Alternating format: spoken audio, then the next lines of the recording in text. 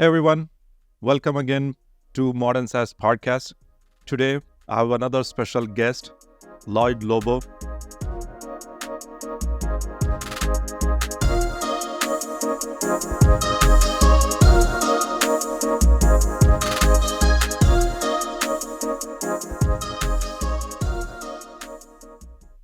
Lloyd, I don't know if you remember how we got introduced, but we were introduced by a common friend. And since then, I've been following your content on LinkedIn, learning a lot about all the things about community. And I thought I should definitely invite you for our Modern SaaS podcast. Welcome to the pod. Thank you so much, Aditya. It's a great pleasure. And of course, I do remember we chatted in the early days when I think you're just getting started, right? And it's been wonderful to see your journey. Thank you very much. Learning a lot from you. And for the audience, just to give Lloyd's background very quickly, he was a co-founder of a company called Boast.ai. He bootstrapped that company and got to a 10 million in annual recurring revenue. Not only that, while he was building the bootstrap startup and scaling that well, he also started a conference called Traction. That also he grew to 120,000 members actively and had many events he has hosted. And then that was not enough. Now he has written a book, From Grassroots to Greatness, all things about, there you go. I love it. So I just ordered the book, so waiting for the copy. And it's all about community-led growth. So I thought this is a perfect timing to have Lloyd, you on the show and go deeper into those. But Lloyd, before you talk all things about community, I wanted to get a little bit of, if you want to share a few minutes, what is the Boast.ai? How did you discover the problem and why did you decide to solve that problem? Definitely. I think I take, the whole community-led aspect with that question, right? So my co-founder and I were best friends since university. And after I finished university, I just went into startup after startup, just started working for startups. And he got into engineering leadership program at Johnson & Johnson. They just picked like 2 a year. And then he did a startup and that failed. And he said, man, I think I failed because I didn't understand accounting, finance principles. So he went and studied accounting and finance. And that his unique combo of engineering and accounting took him in the world of R&D tax credits and government funding, right? So globally, hundreds of billions of dollars are given in innovation funding and R&D incentives to businesses for developing new products and technologies or improving existing products and technologies. The thing is, it's a cumbersome application process. It's prone to frustrating audits, and it takes a long time to get the money.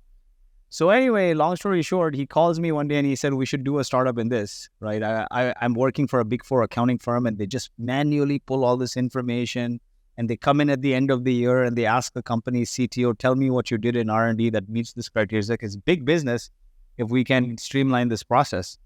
And I just wanted the opportunity to work with him. I had been after startup and none of the startups were like working out anyway. And so we jumped at the opportunity. Now, the interesting thing is he asked me at a time where my wife had gotten into fellowship at Stanford. So we were moving from East Coast to California. And his wife was articling in Calgary and he was in Canada. He's like, oh, maybe we start in the small market as a test bed. And he's like, rather than going after big cities, we can start here. And so I'm like, okay, I know I was going to have to leave the job given I was moving to San Francisco. That was a time where 2011, 12, right? Like remote work wasn't like a big thing. And I was running GTM at a startup. And I don't think that startup was even going big places anyway. So I'm like, perfect opportunity. Wife's going to move. We're going to move to San Francisco. I'll run around the playground in San Francisco and then go back and forth, right? It's the best opportunity. And because I was leaving, I came into unemployment. Literally, imagine this. Your wife is in residency making, I don't know, 45, 50K that they make, right? And I'm on EI now, whatever it was, $2,000 a month. And we're living in the Bay Area, right? Wow, crazy. and then for most of this time, the first year spent in Calgary. Now, here's the interesting part. And there's some key learnings here in company building, right? Yeah. Companies are built in phases. Startups are built in phases. Phase 1 is validation. Phase 2 is product market fit. Phase 3 is product channel fit. Phase 4 is scale. So I'll start all the way and I'll map the journey to that, right? So validation phase, what happened was we said, let's get some early customers. So picked up what I knew. Although I graduated engineering, I started my career in sales. And the reason why I started my career in sales is because I always wanted to go into entrepreneurship. And I asked some people, what's the best skill I could learn if I wanted to be an entrepreneur? I always hear like sales, communication, those kinds of things. So I said, the only job that will force me to communicate more than anything else is cold calling, right?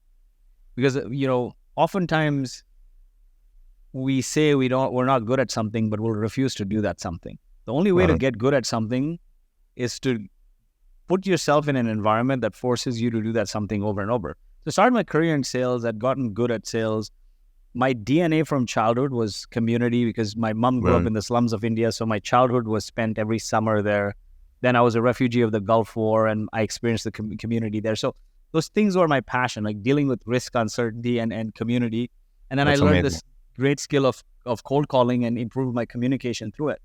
So when we said, okay, let's start cold calling, cold emailing people. Hammered manufacturing, construction, oil and gas. Nobody would talk to us. Like two guys asking for data to give us money from the government. And then, it sounds a little scammy, but then even if they know about programs, those government programs, they're like, why don't I work with my accounting firm? And so then we said, okay, let's start going to events. At least we'll rub some shoulders. That was a time where everything was in person. Started going to events, networking events. And it was very hard, man, to find our vibe, our rhythm with those industries, right? We look like two guys who just threw on a suit jacket on top of a hoodie and they're like, sophisticated people. So we were quite dejected and we started hanging around the startup community, talking to other founders and whatnot. And we found our tribe. We found conversations are resonating rather than quick 15, 20-minute conversations. They're turning into hours. We started hanging out with them, going out with them, socializing with them. We participated in hackathons. And through that, actually, we learned a lot about that market. And we chanced on actually two learnings. And I think those two learnings were predominantly because we started in a small market like Calgary, Canada. And the number one learning was, and this was 2012, was all the content being produced at conferences and events at the time there was high-level CEO platitudes that bring some CEO of a company who's 20, 30, 50 million in revenue or beyond and talk about the aspirational goal of entrepreneurship. Now, as you know, you've been a 0 to 1 founder a couple of times. That's not helpful to me, right? That's not helpful to you. So that was gap number one. And gap number two was no media or service provider would support startups. The media would never cover it in that region.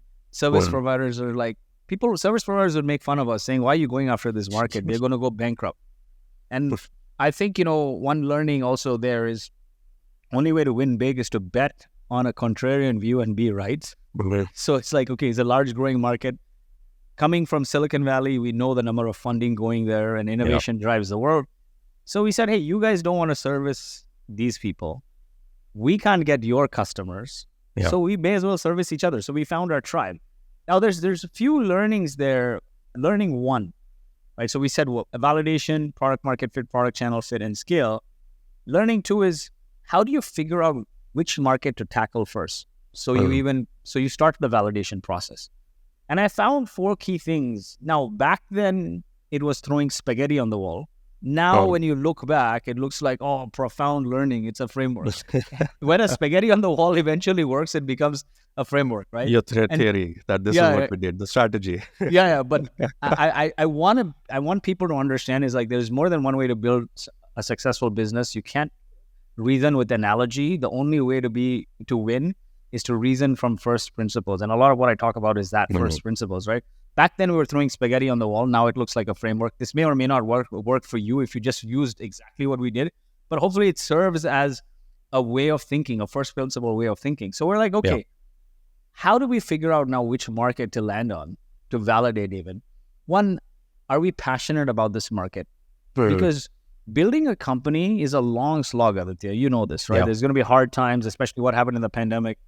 If you don't love the customer you're serving, it's hard to play the long game, right? You can keep chasing money and they'll pay you. But the first time they say something or they'll tell you 2 words, you'll be irritated. It's going to be hard to persevere the long slog. So it's like, do you vibe with them? Do you feel a positive energy? Do you have a passion for this market?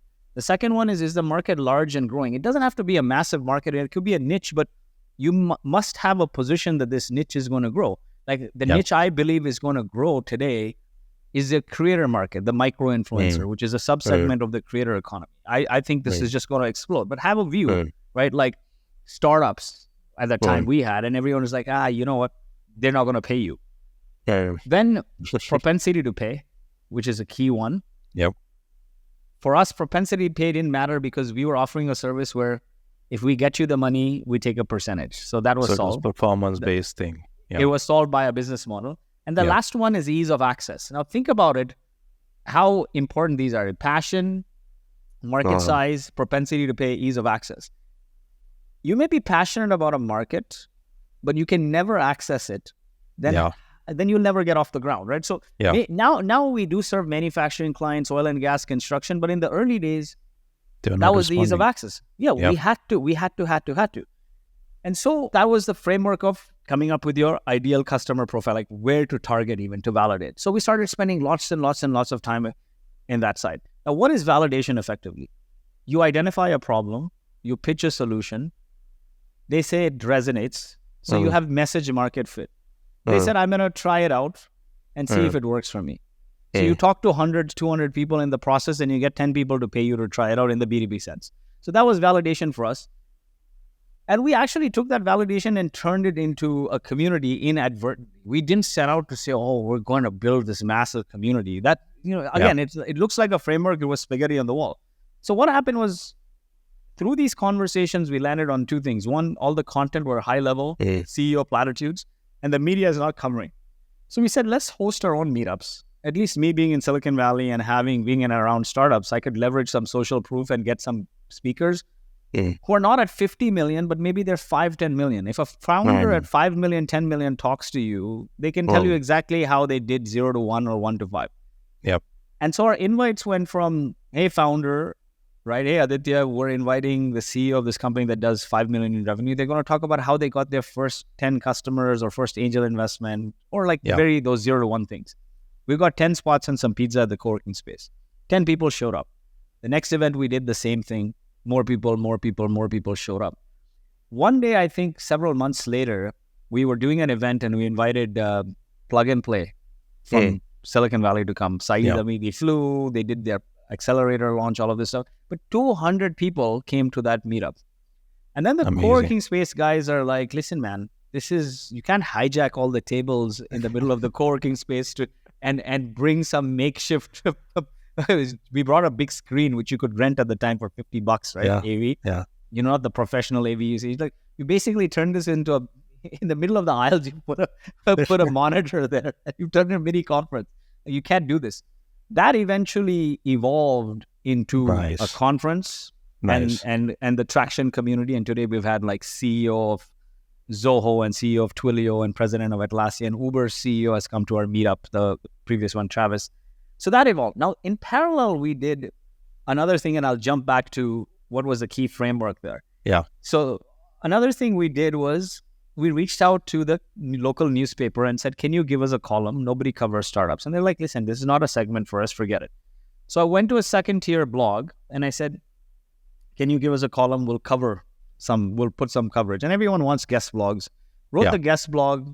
Rather than talking about a specific topic about some startup insight, I just covered a startup, 2-3 startups on what innovative things they're doing. Because when you cover people instead of insights, you're showing your thought leadership. You cover people, you're giving somebody else love. They went and shared the hell out of it. It got hundreds of retweets on Twitter. Then I used that link and I went back to the newspaper and I said, listen, I wrote one column on this second tier site and it's got so many shares. He's like, fine, I'll give you a column. They gave me a blog. I called that blog Startup of the Week because I knew we could talk about insights and all of that. There were a lot of them, right? There's several blogs. Even in 2012, there were a lot of blogs because in 2012 was a time where LinkedIn as a distribution channel for content wasn't prevalent. Insta or TikTok didn't even exist. Insta wasn't prevalent for social. It was a lot of noise on Twitter and it was some Facebook, but mostly it was blogs like Basecamp. Basecamp. TechCrunch. TechCrunch, Neil Patel, all these guys built thought leadership or blogs. So I'm like, if I create in 2012 my own blog, by the time I get the link juice for SEO, it'll be like 2 years will pass, right? Yeah. But I said, what's the best way now to build social proof and get link juice? The best way to get link juice even today is to write for a high domain authority website and get them to backlink to you. There is no higher domain authority site than the country's newspaper and a university. The highest, one of the highest domain authority. So they gave me Startup of the Week column. I think they gave me the column. I wrote Startup of the Week and I covered like a very passionate entrepreneur. When he saw that he's covered as Startup of the Week in the newspaper, he shared the hell out of it. It went even more crazier than the previous one. I think it got like 500-600 retweets and whatnot. So then the editor, I'll never forget that day, he messaged me. Now, this is the editor who said, this is not a market we care about. He said, listen, if you commit to writing it every week, I'll give you a print column. When you get a print column in 2012, that's amazing. Your social proof is solidified, right? So what happens now? 3 things happen. And it was like a sort of loop between in-person and online. One was we got a weekly column in the local newspaper that gave us a backlink from one of the highest domain authority websites. That's number one. It's amazing. Number 2, we got social proof as credible people. The newspaper is not going to give some random person a column. The third thing, what happened was, every week at 6 a.m, when the Startup of the Week column would release, the founder is going to the newsstand, buying the newspaper, taking a photo and sharing. So we got that combination of from the newspaper column was the social proof, the backlink, and now some semblance of virality in the sense you take a newspaper clipping and you share it, and people are now sharing it, right? And so now we started getting applications for Startup of the Week. We put a form, people would apply. That became early subscribers, right? Now that's those subscribers who everyone wanted to be in print. I don't know about today, because after COVID, it's hard to say. But I mean, given our backgrounds and where we come from, like, our families come from India, till today in India, Middle East, these countries, like a newspaper clipping is real. Still, it is prominent. It's like morning routine. It's a ritual. It's real. And it's a morning ritual. Even in the US, I kid you not, because everyone can be on a blog, right? But when somebody prints you in newspaper, it's legit. And this column became a weekly thing. And so that became a ritual where founders would go take pictures, share it. And so it became like this boomerang effect. They would see this, others would want to get featured, they would apply. I had a long backlog. I wrote that for 3 years and then I stopped, and that column also stopped, unfortunately. I wish I still continued to write it, but as a bootstrapper, you only have so many mental cycles. Now that gave us the list, and we would start inviting that list to the meetups. And so that was the energy that grew. And so, we say, talk about traction, talk about Boast. Honestly, we started the company with community at its core. Like we had necessity is the mother of all inventions. We couldn't get customers. We needed to build social proof. This was the wedge we found. It built our social proof. And then actually within the first conference we hosted in 2014, which is 2 years later. And then in 2015, we hosted a conference in Vancouver and we hosted in SF. Then we stopped doing it in SF because we said, in SF, the speakers come, they do their talk and leave. Community is not about giving a talk and leaving. You can do that over Zoom. What community is about is speakers interacting with the attendees. And that's why we keep it in Vancouver, where it's a 2-hour flight from SF and speakers interact with everyone. But overall, that community was a part of our DNA. So there's a couple other frameworks there. So one, I said, how do you figure out the ICP, right? Or how do you figure out which ICP to target? The second one is, how do you land on how do you understand the ICP? How do you hone in on that ICP? And that is, you got to figure out what are their problems, what are their goals, and what are the aspirations. I think the aspirations is really important. We focus on problems a lot, but a problem you will have today that may go away tomorrow. An aspiration is your forever.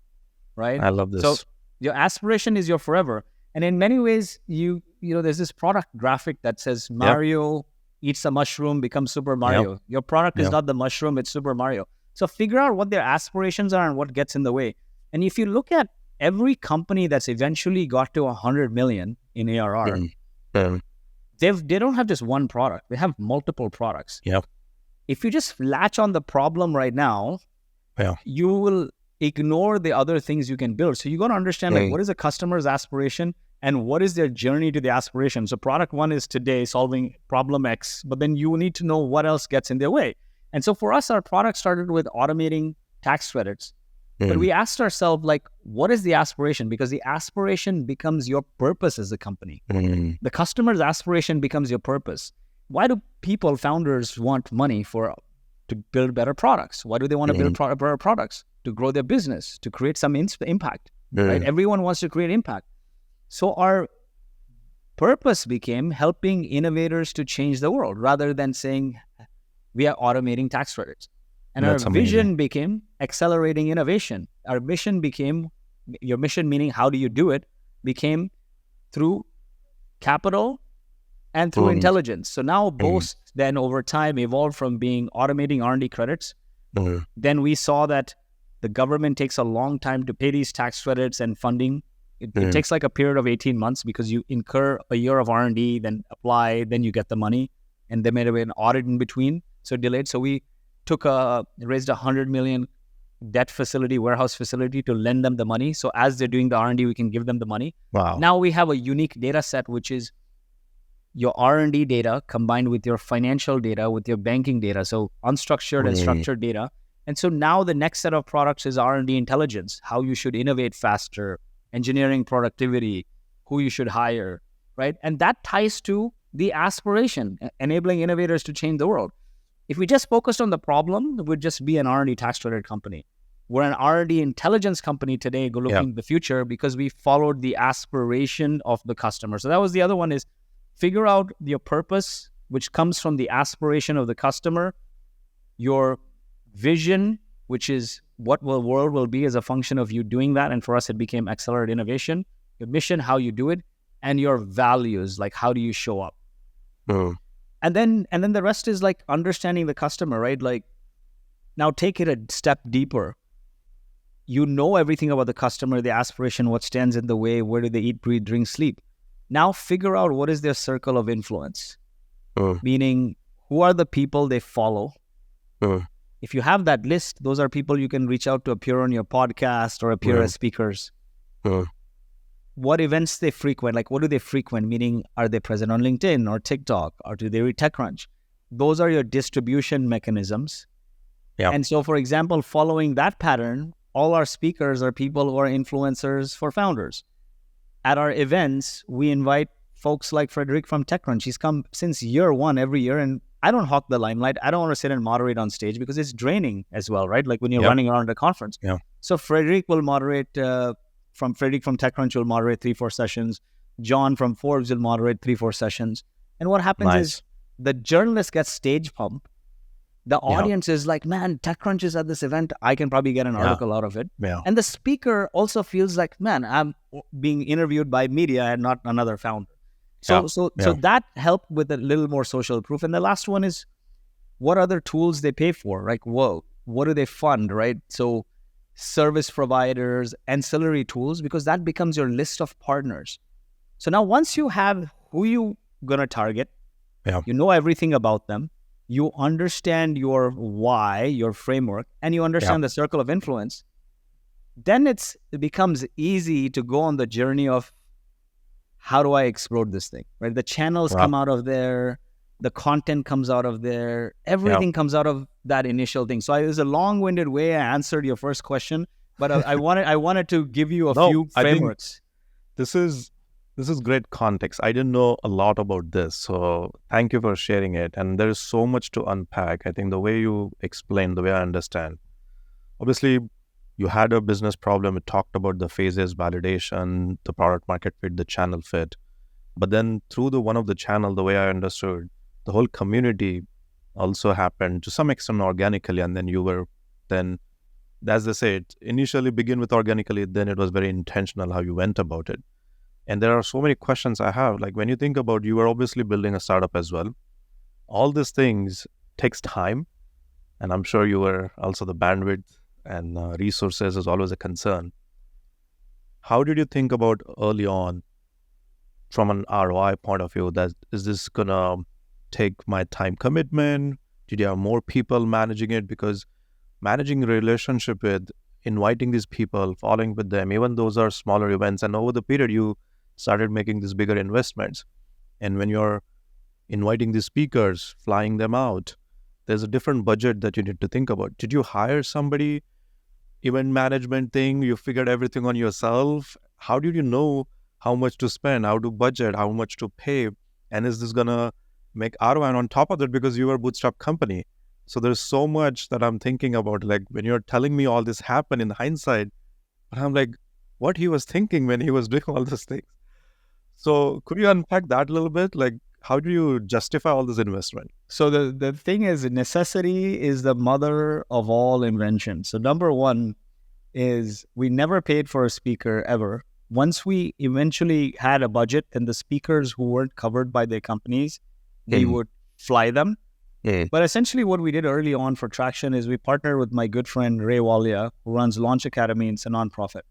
So we positioned that, we want to build a tech company. Yeah. We are not interested in event revenue. Yeah. So it became like the revenue from Traction goes to fund a nonprofit. Yeah. And so through that, we support a good cause. I think that's a brilliant idea. Our cause is done. So here's a few things that happen. Yeah. One is we support a cause because, see, Aditya, everyone wants to do good. I don't believe there's bad people or there's extremely good people. Everyone has shades of gray. What happens is life happens, right? Mortgage happens, kids happen, you're busy running around, and then you can't give. So if you have an innovative way to give, like we partnered with Launch Academy, they're a nonprofit incubator. So we're like, okay, through their community, we channel, right? Yeah. And what we get in return is a little bit of distribution to their network. But more importantly, we get their volunteer muscle power. Traction every year is run by me and Ray predominantly with 60 volunteers. Last year's conference, we had a team of 40 people from Cred PR fly because they're like, we wanted to be a part of a volunteer conference because it's a part of social giving. That's what you get. That's amazing. Right? So that was one. Now, hindsight, Aditya, it seems like a very brilliant thing. Oh, you were ESG, like corporate social responsibility, and you found it wasn't that. What happened? I'll tell you how we landed on that. The first conference we said we'll make money. We didn't call it Traction. Till 2015, the community wasn't called Traction. We're just doing events. It evolved into this co-working space kicking us out. Then we said we're going to do, when they said like, dude, you're doing like a conference here. We're like, oh, there's a conference opportunity. We found a partner who was running another community. We said, let's partner and let's do an event. So we brought him in as the co-founder. We partnered. We did the first conference. He ran off with all the profits. He locked me out of the accounts, the Twitter, everything. And he announced a conference under a different name completely. So I'm like, man, I this is our customer base that we fought for. This is our tribe. I have to fight. Now, luckily, my co-founder, Alex, is very, very strong-willed. At that time, I was scared of so many things coming from, an immigrant background. Like in our families, nobody has even seen a lawyer, right? Like it's like bad word. Like, oh, don't get involved with the law. And Alex is like, man, I'm going to put it on the table right there. We're going to sue him. and it made it easy to sue him because he took all that money and he signed up a big name speaker and he announced another conference. He signed up a paid speaker, which was against our ethos. We've never brought a paid speaker. And so we filed an injunction on his conference, so he had to pay us. Unfortunately, though, I don't think he made any money because after lawyer fees and everything, we got $50,000 in installments over 6 months. So now we're like, you know what? Another realization there is this. Community is a very long game, and you have to be very passionate about it to build a community-led business. And you got to find people who align with giving. If you chase money, you make short-term decisions like this. I mean, he never hosted another event again. I've never seen him. If you chase money, you make short-term decisions. If you chase power and control, you destroy relationships. The only way to build a community-led business is to focus on impact, right? If you want to build something long-term enduring. So then we're like, you know what? Forget this headache, right? Yeah. We'll have a business to run. Why do we need to make money from the events? Yeah. We knew Ray. He was a good guy. He's a community person. We're like, okay, you have a nonprofit. We'll just work together and we'll cover our costs and whatever profits gets donated into running your operation. Yeah. That was how the spaghetti stuck for us. And it's been a long-term relationship. And in the early days, honestly, it was me, Alex, Ray, plus volunteers as needed, speaker outreach. A lot of the stuff we automated because we were using these outreach tools from a very long time, email scripts and whatnot. Aditya, I know you for so long, so think about it this way. Yeah. Without email, I don't think my business would even exist. Email is 90% of how we drive ticket sales. Email is 90% of how we drive podcast views. Email is 90% of customers. Because think about it, even though you warm up somebody, you need to email them and tell them about your social proof, right? So this community plus email, like if you don't communicate, communication is the rails of everything. If you don't communicate, then you have no community, you have no connection, you have an empty room. What most people don't realize is like, oh, I don't want to send a newsletter, I'll send it once a month. If you send good content, you inform people and add value, send it every day, every week. Doesn't matter, right? Yeah. But I knew you for so long, but I didn't message you and leveraging that relationship. I cold emailed you, right? Yeah. And I just shared the profile because, that's a benchmark that thing works. And I've now, for the book, scheduled like 90 podcast interviews in a span of a month. So that leveraging that social proof works. And so early days, we did everything ourselves. We automate wherever we could, like email outreach, using snippets and whatnot. Scraping lists, actually, in the early days, I used Mechanical Turk. This is so funny. You put a hit on Mechanical Turk, and for 5-10 cents, you got people all over the world creating the list. You go to sleep in the morning, your list is built for like $10. That's amazing. How it reached. Now, of course, there's Apollo.io, there's Zoom Info, there's all of these things. So it was literally low cost, and Aditya, it was low cost because we had no money. You were scrappy, you were figuring it out, you didn't have funding, but you were really doing efficiently. And the events organizing, I learned from one experience. And, I tell people, don't let rejection rule you, let it fuel you. So my wife and I, both Indian backgrounds, we were both born in Kuwait. We were refugees of the Gulf War. My wife is a brilliant doctor, got into med school in second year of undergrad without MCATs. Did her fellowship at Stanford. Both her brothers, one's a PhD, one's a doctor. In 2008, when we were going to get married, the startup I was at shut down in the 2008 crisis 2 days before the wedding. We land up in India. Few hundred people are showing up. This is 2-3 days before the wedding. And her parents are like, your son is just working from startup to startup and he's like a bumbling idiot, right? Like in a nicer way maybe, but basically said, we don't think he will amount to anything. No. We think he will basically just live off our daughter who's going to make a lot of money. and basically the words to my mother were like, you didn't raise your son right. That day, my mom asked me one question, which actually drove me throughout my life till today. Wow. She said, I gave up my career to stay at home to look after you and your sister. Did I make a mistake? Are you telling me, like, what they're saying about you, right? Like that I made a mistake sacrificing my career to raise you. I raised you wrong. That drove me so crazy. 9 months later, of course, we moved to the US. Things got sorted. My wife didn't want to plan the wedding. So I said, I'll give you the dream wedding. I planned a wedding. 350 people showed up with all the bells and whistles. And I kid you not, I did like a wedding that would probably cost today $100,000, but I leveraged my calling and hustle. My dad was in the hotel industry, leveraged his network. And I did a 350-person open bar wedding in a hotel with deco and everything. Like I hustled for $10,000. Wow. The gifts we got from that I say conference, that wedding, the gifts we got from the conference, from the wedding were ROI positive, right? Wow. So from that experience, I took away that, man, I can do events. Yeah. So it became easy to wrangle it. That's amazing. But that's one thing, right? Like, a lot of founders I talk to, they're driven by some spite to change the status quo. Some of the most successful people, somebody has said something to them, proved the naysayers wrong, or they're passionate about changing something. For me, it was that, my mother's comment. And what's interesting is, even though I left the day-to-day at Boast, we sold half the company, we cashed out. Now, we had bootstrapped the company. And in 2012, when the growth equity firm acquired 52% of the company, me and my co-founder became wealthy, but we still own 38 some odd percent of the company. And it's on a growth trajectory. And so it's a good outcome, but it never felt like a victory.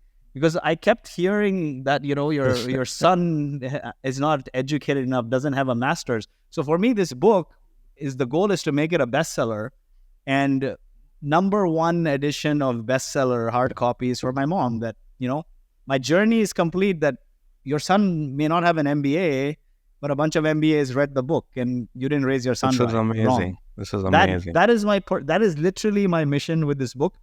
And, the mission is fine, but having it be on a topic that you're passionate about, that you can enlighten the world on a certain way or different way of doing business, especially in the world of AI, right? We're talking about AI, generative AI so much. I built a company on AI. Before that, I did 𝗩𝗏𝗄𝗎, which was a sales assistant. Before that, we did Automatically, which was a chatbot.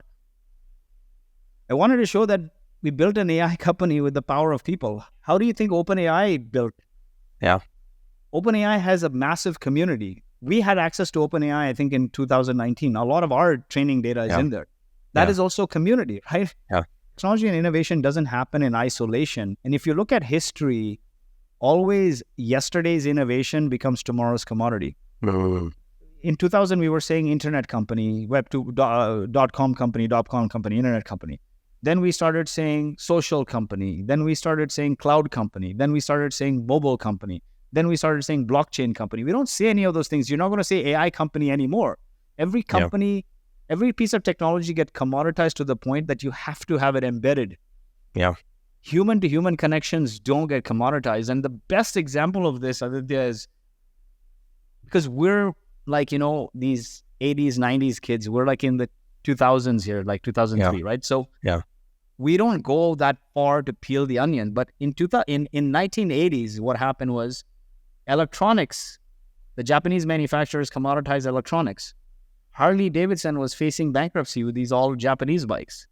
What did they do? The leadership said, we're going to make community a company strategy, not a marketing strategy. That's amazing. Leadership went out and deliberately started rider clubs, bringing people together around a greater purpose, the camaraderie and the shared brotherhood of riding together and riding, coming together to ride and have fun and change the world. Through that, they created a campaign to save Harley. Through that, they created campaigns to save people from breast cancer and autism and so many rallies. Like, we ride together and we change the world, right? Today, I don't think any other bike will say that I can recognize by what you're wearing what brand you support. Harley, by the jacket, they're weekend warriors. By the tattoos, right? So that's how you become an iconic brand, is we tie to a greater purpose, right? And innovation will come and go. The only way to become a cult-like brand is to align people around your greater purpose. And so let's go deeper there, because I love how your story, you wanted to feel that the comment, the feedback, the question that mom asked you, and you wanted to prove yourself. That was the fuel, that was the drive. I could see that when you were explaining that story as well, how it meant to you, to making the most important thing, making your mom proud. That's probably ultimate satisfaction you would also get. From there, you wrote this book about community-led growth, and you have seen these different things, how you hustle from ground roots to building these communities. You mentioned some of your stories also. When you think about now the community-led growth, now you did all of this in hindsight. It's one way to look at it, how it shaped up who you are. But now if I'm thinking about it, okay, where do we start? You had this framework that you mentioned, Camper. Could you elaborate on that? Because if I'm thinking, if I want to start a community, let's say Avoma, take an example. If I'm a modern SaaS B2B company and I want to think about building a community, how do I go about it? You have a framework. I would love to understand a little bit more. How should I start thinking about this in a more methodical way rather than stumbling and figuring it out on my way? Definitely. And this is a great question. And one thing I want to share, actually, because through this journey, when I was writing the book, I talked to so many people. I think over the time, I ended up talking to like 1,000 or so people, and looked into 100 plus iconic brands, and rewatched all our Traction content. I think there were like 400 videos. It's just, I had a lot of time. I was not in the day-to-day, so I had a lot of time. Yeah. And the one thing I found is every small obscure idea that eventually became a global phenomenon. From like Christianity to CrossFit, they went through the same 4 stages. From Christianity to CrossFit, every obscure idea that became a worldwide phenomenon went through 4 stages. Stage 1 is people listen to you or buy your product, you have an audience. Stage 2 is you bring that audience together to interact with one another, it becomes a community. Stage 3 is when that community comes together to create impact towards a greater purpose, far greater than your product or profit. It becomes a movement. When the movement then has undying faith in its purpose through sustained rituals, it becomes a cult or a religion over time. Now, I didn't frame it like that in the book, but that was the learning, and I just distilled it into 13 rules. And so if you look at it and think about it, audience, community, movement, religion. Boast, of course, didn't build a movement, let alone get to a cult-like status, but we are at the community level, and that's the journey, right? A HubSpot, in a way, is a movement. An Atlassian is a movement. A HubSpot created a movement around becoming better digital marketers. A Harley-Davidson is a cult-like brand. So everyone has a journey. So as I talk to over 1,000 people from hundreds of companies and communities, particularly the ones that were able to go from this obscure idea to building an enduring, long-lasting global phenomena, I found 6 core values that were true to community-led businesses, these enduring, long-lasting brands, these global phenomena. Now, you can have any number of values, but to build a community-led business, you must have these 6 at your core. I call it the camper framework. And, a little cheesy as it may sound, if you have the camper framework proactively implemented in your company, your community, your culture, you'll build happy campers. So C, the first one, stands for connection. So these companies, they foster genuine bonds, they build bridges and nurture relationships. Because when people feel connected, it empowers them to support one another and grow, right? So a good example of this is with Peloton, right? They've engineered connection through immersive experiences, and it turns out that sweating together and working out, even virtually, leads to a sense of camaraderie. The next one is autonomy. They grant freedom and independence while encouraging responsibility. And as you've seen probably from your experience, right? When people have the space to make their own decisions, they take ownership, they drive innovation. Especially in a community-led business, you can't exert control. A lot of people are putting their time beyond the 9 to 5. They're showing up for the love of your purpose. And so when you try to control, they're going to wither away. The perfect example, we talked about Atlassian's community hosted 5,000 events last year, right? It wasn't organized by Atlassian. Their community members came together to organize 5,000 events. What that means is they have 5,000 super fans who now, on average, engaged 100 people.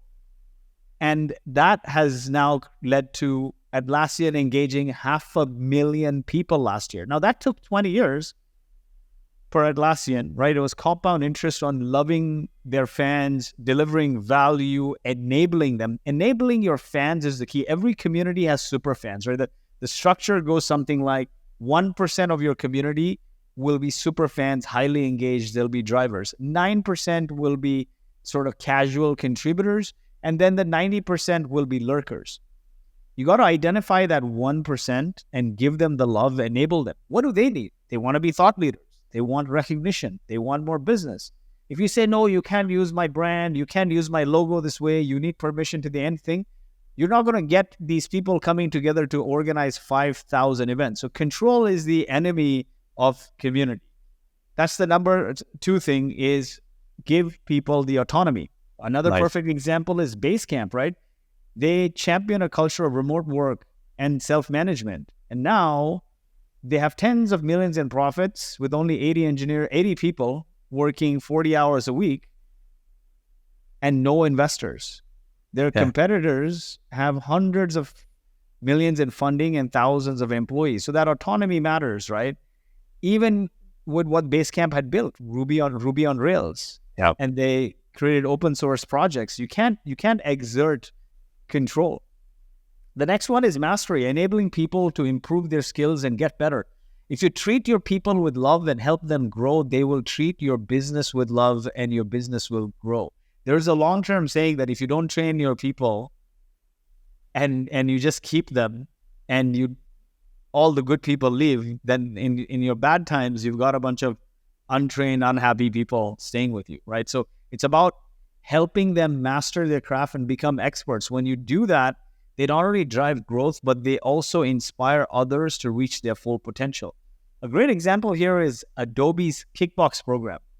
So this program provides employees with resources, mentorship, and funding to explore new ideas and projects. And now the last few months, Adobe has been all the rage, right? With their Photoshop, you click something in the background and it just develops and it comes together. It starts just coming together and coming together.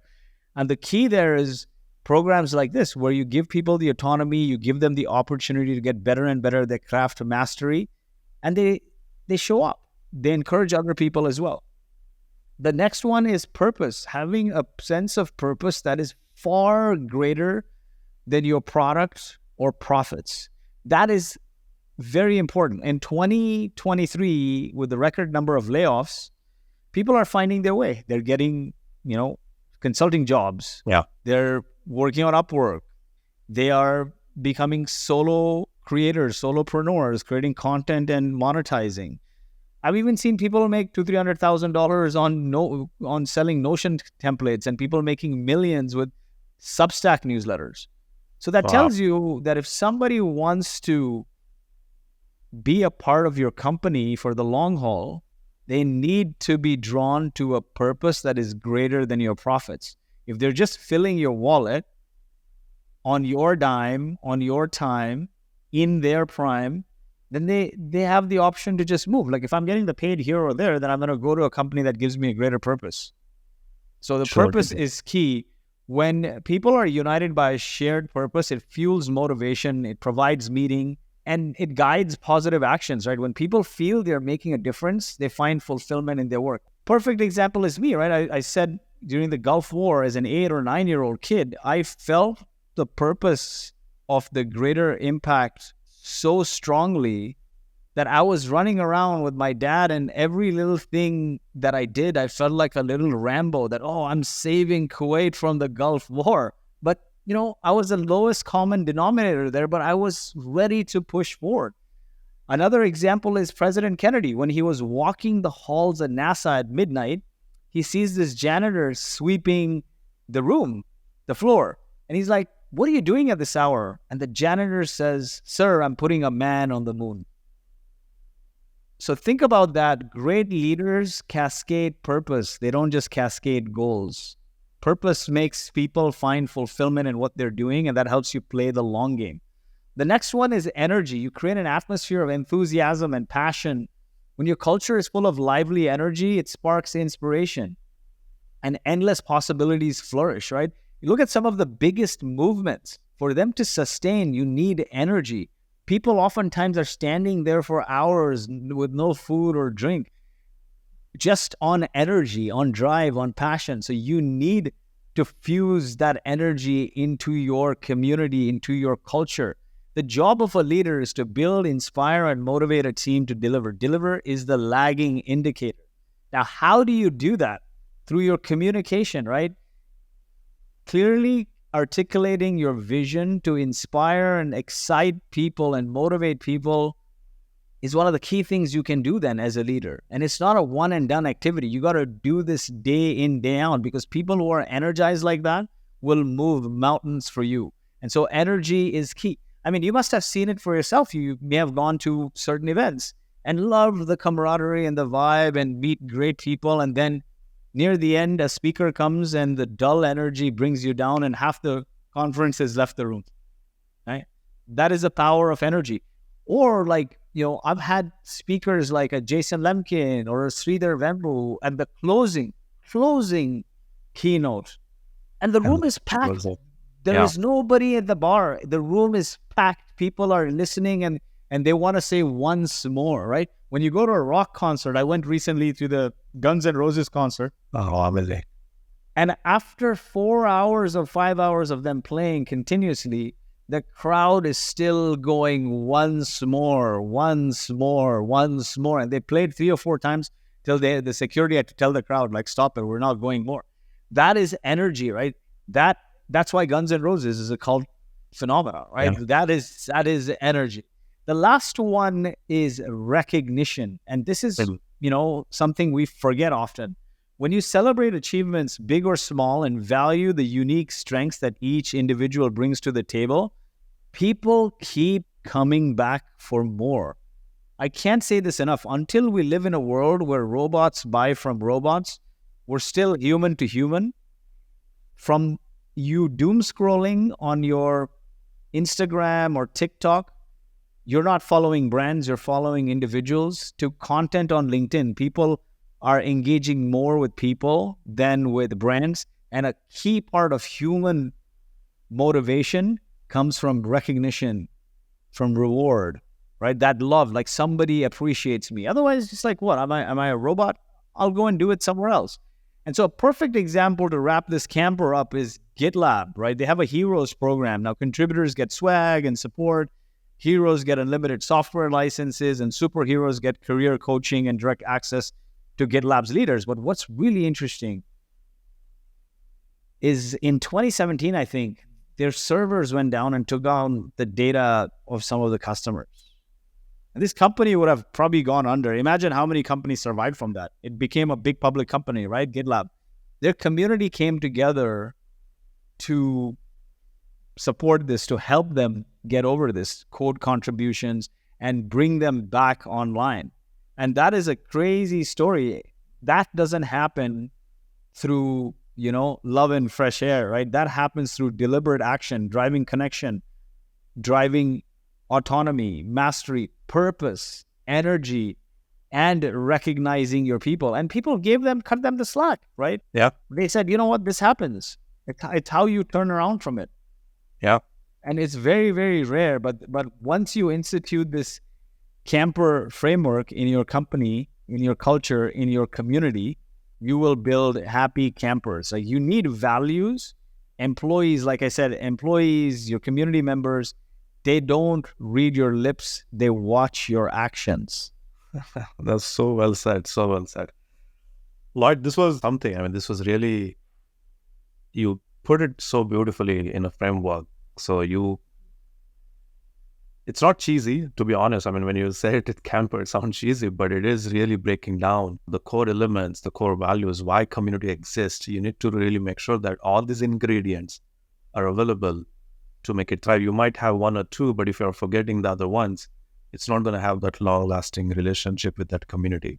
And so you really need to think about it, strategize it. It doesn't happen organically. A lot of the times people think it just happened. That's possible. But if you invest in this early on, then you can design the community from very early on and have higher chances of success. And that's another thing, like starting a community, I can see everyone is doing it. You had done it. Maybe it was easier at that time. Maybe it has gotten difficult at this time, or maybe it was also difficult early on. And I'm trying to think, everyone is giving this advice. How do I should go and think about starting a community for Avoma? Now, like, where do I start? When I look at it, I have multiple options. Either should I go and start community on our own for what are the audience that we have to define? Or there are also these existing Slack communities, some virtual communities based on our core function, like for salespeople or customer success people, and should I join that and participate that? So if you're giving an advice to somebody who is starting, how would you recommend them? How should they get started with it? Definitely. So the first thing when you're starting a community, right, assuming you've done some of the other steps we talked about. Yeah. So one is you've identified that I have the passion for this audience, because community building is a marathon of the mind and heart, and it's a labor of love. It's a long slog, and it lasts beyond you. Yeah. So do I have the passion for this community? Is it a niche that's going to grow? And is there a white space that I can address? Is there a propensity to pay? And is there an ease of access? So assuming you figured that out, then the next step was nailing down your ideal customer profile or ideal community profile. Who are they? What do they do? Where do they eat, breathe, drink, sleep? What are their goals? What are their pains? and what are the aspirations. The pains and problems are important, but the pains and problems are the now. The goals and aspirations, particularly the aspirations, help you build a forever company, right? It aligns with your purpose. It's like, what is the forever? What will last beyond Aditya? What will last beyond Lloyd? What will last beyond the company? So you when you latch on to the ideal community profile or ideal customer profiles, aspirations, that's the forever. And that gets you into this, people don't buy the mushroom. Everyone sees this Mario eats the mushroom, becomes Super Mario. They're buying Super Mario. They're buying the aspiration. They're not buying the mushroom. That's the product. And so you need to understand what their aspirations are. Then let's assume you figure out also the circle of influence. Who are the people they follow? Have a list of that. Who are the other service providers and product providers they buy from? So you have a list of that. And then what platforms, what channels, where do they frequent? So what events they go to, what blogs, magazine they read, what platforms they're prevalent on. You have a list of all of this so you can come up with a content strategy to engage them, right? You bring the right speakers to your podcast or events. You bring the right partners to add value to them or co-host with, and then you distribute on the light channel. So let's say you've gotten to this step. But one key step that remains to figure out before you embark on the community is the kind of community you want to build. There are three kinds of communities. Community one is community of practice, meaning you bring people together to learn about a specific skill or a craft. HubSpot's inbound marketing community. In the early days when I was starting out as an engineer turned sales and marketing guy, everything I learned in those days was from HubSpot's inbound marketing community. I didn't even know they had software. They had this inbound marketing certificate and events and like basically videos for everything from SEO to video creation to Twitter to social. This was 2005-06. Yeah. And that was my community of practice. Now, one day when HubSpot had a product and it was mature enough and I had the money, of course, I would subscribe to HubSpot, right? Because I'd built this affinity. But nonetheless, if community of practice is where you bring people together to learn and get better at a specific skill. Then there's a community of product where you bring people together to educate them on your product. Here you're turning customers into product brand evangelists. So Atlassian's community, right? People come together to learn about the product. Partners come together to learn about the product, the newest innovations, how to build on it, how to improve their business as a function of being an Atlassian partner, and so on. The last one is a community of play where people come together to have fun, like the Harley-Davidson community, Weekend Warriors riding together, or the Nike community, paddle clubs you see all the time, any number of sports. People come together to just have fun. Your social clubs, your poker club, it's like community of play. Now, what I tell people is if you don't have product market fit, do not build a community of product because people will feel they're being sold to. And if they're being sold to, they're not going to come. Build a community of practice latched around the aspiration of the customer and keep educating them on how to get better and make sure you're delivering lots and lots of value that they can't get anywhere otherwise, like the white space. So I think that is key if you don't have product market fit.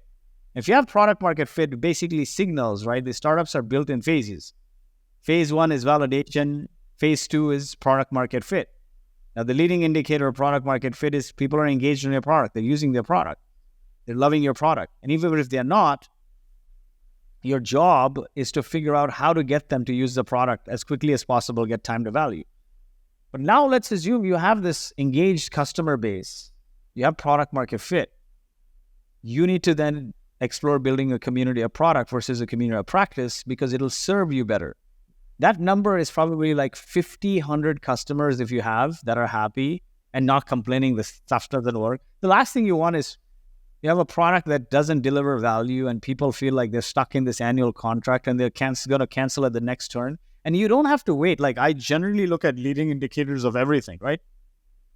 So validation, to understand if a company has validated the market, you don't need to look at even how many people they signed up. I mean, sign up is good. You can just tell if the rate at which they're having positive conversations week on week.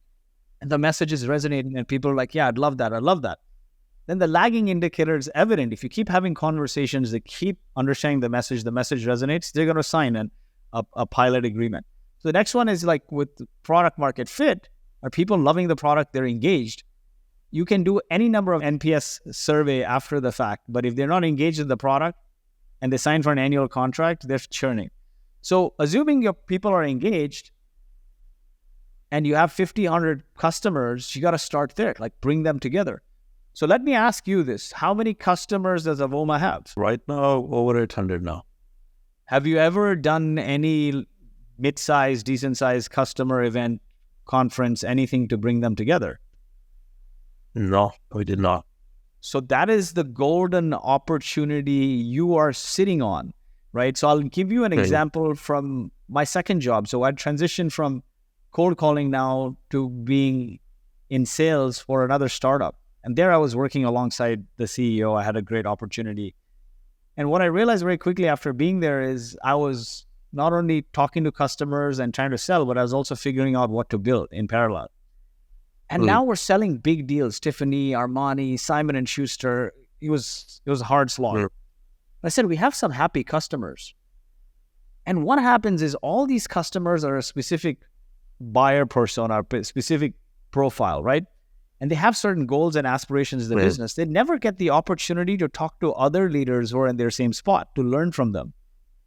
So we went to Simon & Schuster and said, you've got a very good facility. And we were a supply chain automation software company. We had automated their warehouse entirely. So we did a best practices session with dinner at Simon & Schuster's facility. People came, they engaged in Q&A, they walked the facility, and that was a great experience. And at the end of it, what happened was people from other, Urban Outfitters and Armani, they're like, oh, we really love this. Do we have to wait for you to host the next one? I'll jump in and say, I'll host the next one in 2 weeks, 3 weeks at my location. And another one is like, yeah, I'll host it at mine in Vegas. And that created this camaraderie. And we were now going from location to location. And about maybe 50, 60% of the people coming were customers. But we would open it up to prospects because it wasn't just about our product. They were talking about best practices they did to scale their business. And yes, our product was a part of it, but there were so many other products. So it gave us indirect social proof and credibility, right? Tying this back to the example of how Boast started our community, we started a community of practice because we didn't have product market fit. The name Traction came from the aspiration of our ideal customer profile. They want to change the world. They want to create impact. What does every innovator want? They want traction. So rather than calling it the Boast community, we called it Traction. And when these influencers kept coming to our meetups and sharing tactical advice on how to take things from 0 to 1 and 1 to 5, we got the social proof of the influencer, right? The speaker, the tech entrepreneur who had built a successful company. And so like that, when you give the soapbox to your customers to talk about best practices and knowledge share with one another, you get the credibility of them. They're much larger brands than you in many cases. They have more reputation and more history in the marketplace. And others look at that and they say, I want that too. You're not doing the selling. Your customers are doing the selling. And you can do very interesting things like you got 800 customers. You don't have to wait to do a 800 customer conference once a year. That takes a long time. Sure, you do that. But you can get on the planes, trains, and automobiles and start hosting 10, 20 people meetups, right? Pick a topic and be like, hey, we're bringing together this title to discuss this topic. And a few other folks are going to be there. And it's just casual over dinner, round table, get together. Sometimes you don't have to talk business. You just bring them together and just watch, just stand and watch, and conversation happens. And I'm telling you, like for us, doing those meetups on a cadence like 10, 20 every week eventually exploded into a big conference. And then it dovetails nicely, right? You got people coming and you have meetups popping up in different cities. And then that goes into a big annual conference and you have momentum going into it because people were engaged. I tell you, it's the analogy of the goose that laid the golden egg. And then one day they cut the goose and there was nothing there. And so doing a big conference is waiting, spending all this time like the golden goose, maybe all at once. Take advantage of the eggs that the golden goose can lay every day. What that means is, can you do things consistently? Now, when the traction in 2020 had to be taken online, we had to cancel the in-person conference during the pandemic. We could have hosted a 2-day virtual conference. We chose not to because I got paranoid about managing a multi-track online conference. So reached out to all the speakers and said, hey, would you be open to coming and doing a live interactive ask me anything kind of session with our audience?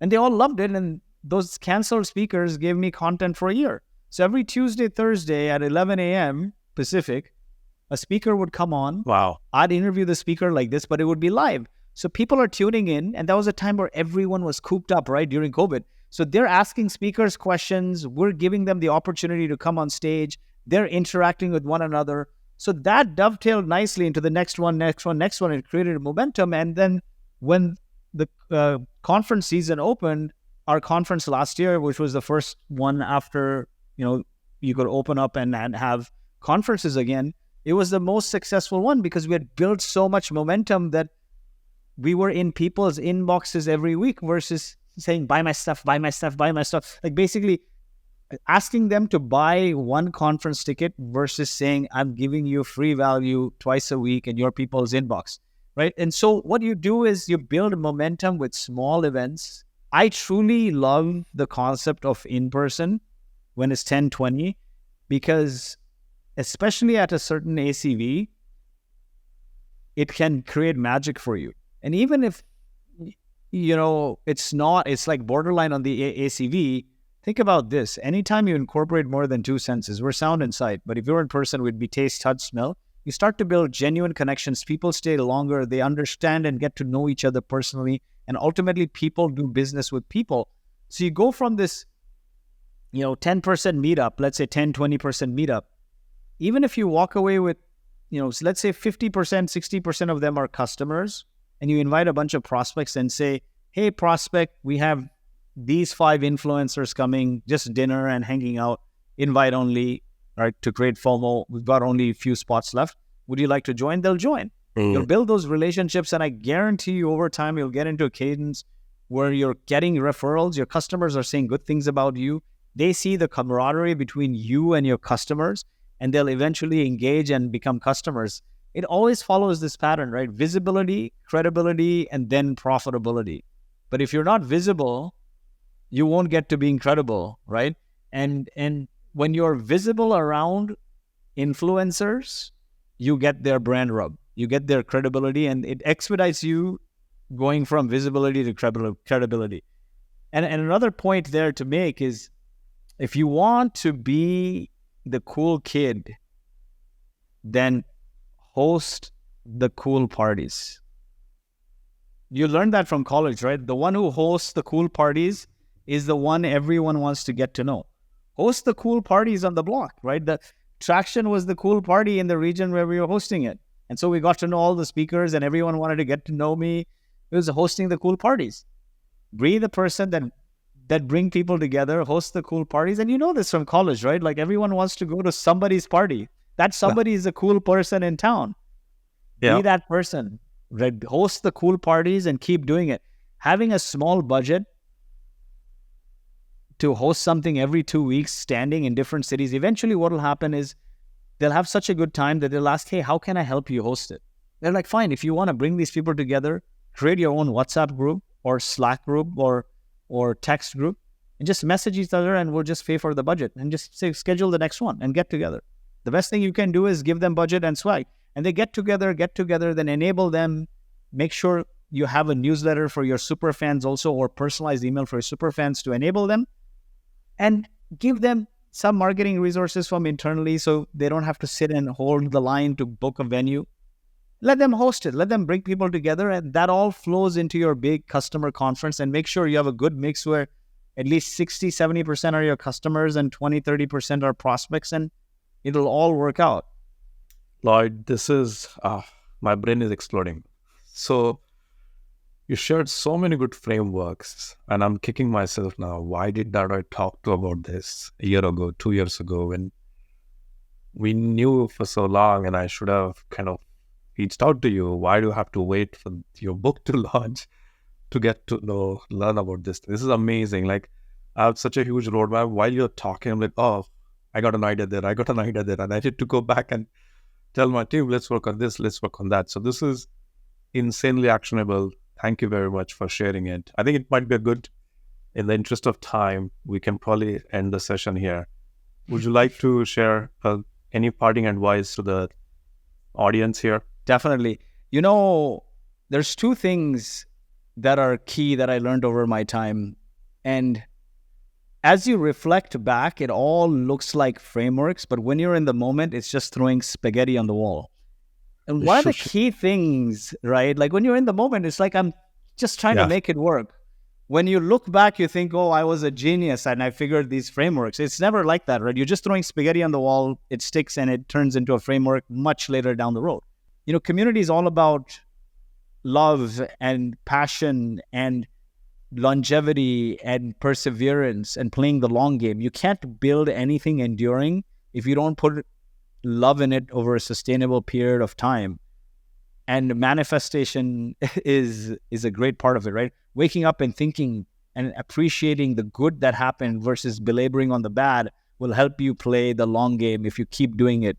Lloyd, such beautiful words. I think it's the probably best place to end this conversation where people can connect with you. Definitely on LinkedIn, it's Lloyed Lobo, Lloyed, last name Lobo, and on from Grassroots to Greatness.com. Right now, it only has the book, but we'll release a Notion template and a workbook for every chapter.